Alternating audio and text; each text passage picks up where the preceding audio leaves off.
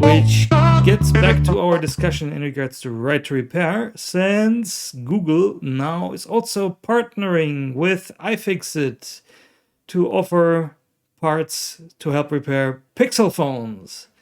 And the nice thing that Google's actually doing here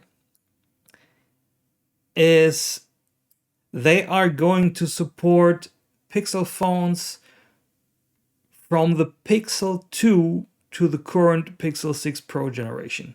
So that's quite a bit of device span that they're going to provide parts for, which is really, really nice. But Google here is also not a saint, and even by providing this in basically all the countries there where Pixel phones are sold.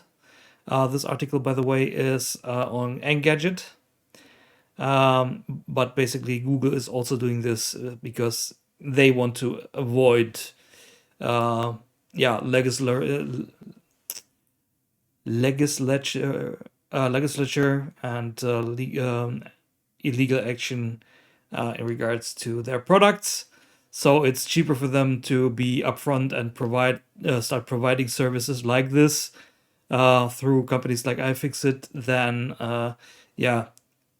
getting forced to do something. So that's why this move is happening. We have to see, same with Apple, Microsoft, and so on.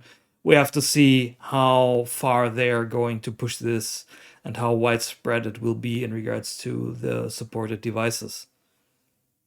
But nevertheless, it's a step forward for right to repair.